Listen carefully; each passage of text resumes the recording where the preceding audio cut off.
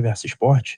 Rogério, eu gostaria de perguntar a respeito da arbitragem, né? A gente sabe que teve dois lances capitais aí na partida, que foi a expulsão do Canu e o pênalti, né, no Bruno Henrique. E deu para ver você argumentando ali com o auxiliar. Eu queria que você falasse aí o que você tentou argumentar, o que você achou da arbitragem, né, e o quão decisiva foi para que o Bahia saísse perdendo no jogo de hoje. Eu acho que eu não gosto muito de falar, eu raramente falo sobre arbitragem em entrevistas pós-jogo, né? Eu acho que isso é uma parte também do clube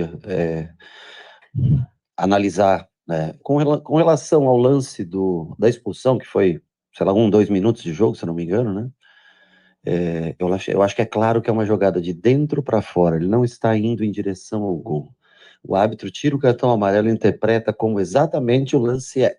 E vem uma nova, o VAR analisa e dá o cartão vermelho. Para mim é um lance clássico de cartão amarelo, como teria sido tomada a atitude a olho nu, visto no campo. Ele domina, o Gerson parte de dentro para fora do campo.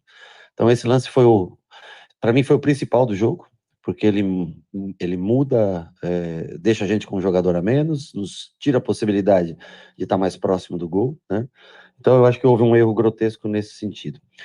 O pênalti, eu acho que muito interpretativo. Eu vejo o lance assim, é um toque muito sutil, mas aí eu não vou entrar nessa discussão. Eu acho que quem tem mais câmeras para ver e tudo, o que passa no telão aqui não dá para ver absolutamente nada, não parece toque. Mas não vou entrar no mérito. O da expulsão, um lance claro e manifesto de um jogador que está indo do meio para fora e não a direção do gol para fazer a finalização. Acho que o árbitro, nesse sentido, não se o árbitro, o conjunto, né, de uma maneira geral, o VAR árbitro, interfere de uma maneira direta no resultado. Boa noite, Rogério. Alan Santos, do BTB Esportes. Saiu muito essa semana na mídia sobre Operação Vasco. Santos foi até a CBF para também falar sobre arbitragem. Hoje, o Bahia, até o lance da expulsão, faz um jogo ok, dentro da sua proposta, dentro da sua estratégia. Quero saber de você. Você concorda? Você acha também que tá sendo beneficiado os times do Rio e São Paulo, do eixo Rio e São Paulo, e o Bahia sendo prejudicado? Não, eu não entro nesse tipo de questão, não é minha área falar sobre isso, não tenho nada a dizer sobre esse assunto. Dentro do jogo, o que aconteceu, dentro da proposta de jogo que nós tivemos, nós fomos muito bem. O Flamengo teve, logicamente, maior posse de bola e depois jogou 51 minutos com um jogador a mais, é natural até que tenha mais, mas não criou quase nada por dentro. Eu acho que se não tem a expulsão, não faria gol no dia de hoje. Nós tivemos algumas poucas chances, é verdade, soubemos sofrer bem, mas fechar bem os espaços internos. Até no 11v10, eu digo para você que se acabasse empatado o jogo, não seria nenhuma surpresa. Então, eu acho que nós fizemos dentro do que nós trabalhamos, que foi tentar compactar mais o time para sofrer menos gols. E trabalhar defensivamente as bolas paradas, eu acho que nós conseguimos cumprir. Uma pena é que teve essa penalidade, antes da penalidade, uma expulsão que prejudicou o jogo. Mas com relação a esse negócio de esquema, essas coisas, mas eu não tenho realmente nada a falar, não posso nunca afirmar qualquer coisa desse tipo. Rogério, boa noite. Bruno Castanho, Web Sport TV. Você chegou há pouco tempo no Bahia, né? O Bahia está na zona de rebaixamento ainda. O que pegaram do trabalho anterior, já que pega no meio do caminho, e as suas ideias, né? Para você estar como implementar, os jogadores estão entendendo já o que falta ainda para poder esse time decolar e sair da zona de rebaixamento. Obrigado. Eu acho que há tempo para isso, nós temos 13 jogos para fazer, nós precisamos de algumas vitórias dentro de uns triunfos dentro desse trabalho para chegar à pontuação necessária, mas eu vejo um time bem organizado hoje.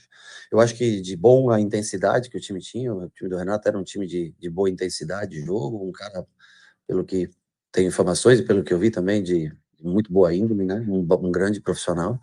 E nós estamos aproveitando o que nós temos de melhor dentro da nossa característica de jogo, de ser um jogo um pouco mais de construção, um pouco mais até por dentro, mais posicional. E hoje faltou muito pouco, faltou se manter em 11 contra 11. Eu acho que já seria suficiente, no mínimo, para levar um ponto daqui. Eu não vi o Flamengo, lógico, depois que ficou 11v10, sim, uma uma oportunidade maior, logicamente, do Flamengo de vencer. Mas até com um jogador a menos, nós tivemos uma chance clara de gol, né? Uma chance bem onde o Juba sai, uma pena que né, foi ele que puxou o contra-ataque com o lançamento do Biel. Se fosse ao contrário, cairia o Biel com a perna boa. E eu acho que foi um jogo justo da nossa parte, um jogo digno da nossa parte. O torcedor, eu acho que fica muito triste com o resultado, assim como nós ficamos tristes com o resultado, mas a gente vê coisas boas hoje de muito mais proximidade e compactação do time jogando contra o Flamengo aqui. Estamos contratando pessoas com disponibilidade para trabalhar em casa via home office com urgência. Oi, Rogério, tudo bem? David Sharp do Antenados na Jogada. O Flamengo vive um ano bem complicado, todo mundo está percebendo isso, e você passou por uma situação relativamente semelhante, né? A maneira com que você saiu, teve áudio vazado, clima interno muito conturbado, disseram que o elenco, que o staff não gostava de você. Eu queria que você fizesse um paralelo entre esse momento, claro que você não está mais lá, mas baseado no que você viveu, o Flamengo que teve... Não, o nosso momento é bem distinto, eu fui três vezes campeão aqui. Esse é o primeiro detalhe. Quem sai 3 vezes campeão não pode pensar que você traz da mesma maneira. Outra coisa, eu não tenho nada para reclamar, só tenho coisas boas a falar das pessoas, dos atletas, da comissão que aqui trabalhou. A pessoa aí que você fala do áudio vazado, e você tem razão, eu não conheço. Essa pessoa eu cumprimentava na hora do almoço. Ele não pode falar absolutamente nada de mim, porque eu nunca troquei mais do que um bom dia com essa pessoa. Eu não sei o nome da pessoa. Eu via, talvez, na hora do almoço. Eu nunca entrei na sala dessa pessoa. Mas isso é um outro problema. O que vale é a relação que a gente tem com as pessoas, com o clube. E problemas todos passam. Nós, como Bahia, agora eu respondo pelo Bahia, passamos por essa dificuldade de estar na zona de rebaixamento, mas eu tenho convicção que nós sairemos. O Flamengo não tem os seus problemas e tem pessoas capacitadas para resolver. Rogério, boa noite. Thiago Viva, JJ TV Esportes. Eu queria te perguntar em relação ao Biel, que foi um jogador que entrou no andamento do jogo. Queria saber o que você comentou com ele sobre a parte tática antes dele entrar com a função e sua avaliação para ele na partida de hoje. Ele mudou 2 vezes de função. Ele chegou a entrar pelo lado, depois ele jogou como 9, quando o Tassiano viu, já estava mais cansado. O Biel é um jogador que tem mais 1 contra 1, mais leve, né? Ao mesmo tempo não consegue tanto sustentar uma bola, por não ter a característica de 9, mas ele tem essa na facilidade do drible, né? Entra numa situação, ele e o Juba entraram juntos numa situação não tão favorável, porque está com um jogador a menos, mas a intenção era deixar o time o mais ofensivo possível.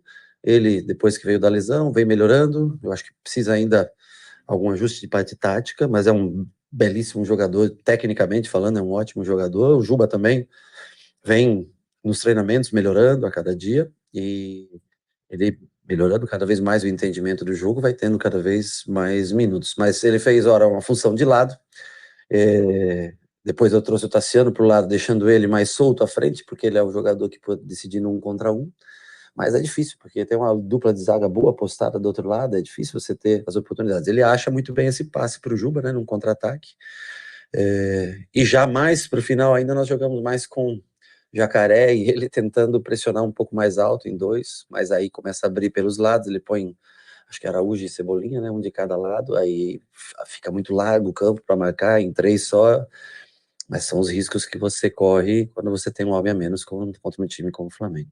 Aqui, Rogério. Boa noite, Lucas Mol da Litoral News. O Cauli e o Léo Cittadini já estão passando por uma transição, já você vai poder contar com eles. Eu queria saber de você como você está para utilizar esses 2 jogadores, principalmente o Cauli, que é um dos principais jogadores do Bahia no campeonato, e os principais e melhores momentos do Bahia passaram por ele. Eu queria saber como você está para utilizar ele nesse restante de Campeonato Brasileiro. Nós estamos ansiosos para vê-lo também em condições boas de jogo, né? Era uma dúvida que nós tínhamos para esse final de semana, mas em conjunto, atleta, departamento médico e departamento técnico, nós achamos por bem não arriscar ainda esse final de semana. Eu tenho quase certeza, 99% de chance de ele estar presente com a gente no jogo contra o Goiás, que passa a ser uma final para a gente. E o Cittadini também sentiu dores ao longo da semana, treinou ontem, tentou treinar, e não conseguiu ter um rendimento que fosse suficiente para estar aqui no dia de hoje, mas a gente espera poder contar com os 2 jogadores. Não sei se consegue colocar os 2 ao mesmo tempo em campo, mas nós vamos pensar numa maneira de utilizá-los começando o jogo ou no decorrer do jogo. Se eles tiverem, tem que ver aí a avaliação física durante a semana, vão treinar mais essa semana. Eu acredito que estejam bem melhores e prontos para o jogo de sábado. Boa noite, Rogério aqui, Marcos Martins, no canal da QSRN. Você tem 11 jogos contra o Flamengo como técnico, 11 derrotas. É claro que cada jogo tem a sua circunstância, tem a sua peculiaridade. Sim. Mas eu queria saber de você, no geral, em linhas gerais, Claro. Qual é a principal dificuldade de enfrentar esse Flamengo? A principal dificuldade é que eu me tornei treinador em 2017 e 10 dos 11 confrontos que você fala é de 19 para cá, fora os que eu trabalhei aqui, jogando contra outros times. Eu enfrentei um time que foi construído e que foi a melhor versão do Flamengo dos últimos anos. Então, há uma dificuldade realmente em enfrentá-los, e no caso de hoje também tem outros componentes que a gente viu aí que são determinantes para que a vitória aconteça do Flamengo. Mas é a melhor versão do Flamengo. Só uma única vez, em 2017, que ainda... né, mas nós tínhamos... Foi quando o São Paulo vendeu 5 jogadores, na mesma semana, vendeu no começo do ano, e nós não tínhamos jogadores realmente para fazer um jogo frente a frente. Mas esse talvez tenha sido um dos jogos mais consistentes, mais regulares que nós fizemos, dando poucas possibilidades ao Flamengo para fazer gols. Mas é uma marca ruim, sem dúvida, né? É uma marca que, assim como tem times que você vence seguidamente, esse é um time que não temos tido sorte. Esperamos ter mais sorte nas próximas partidas. Placa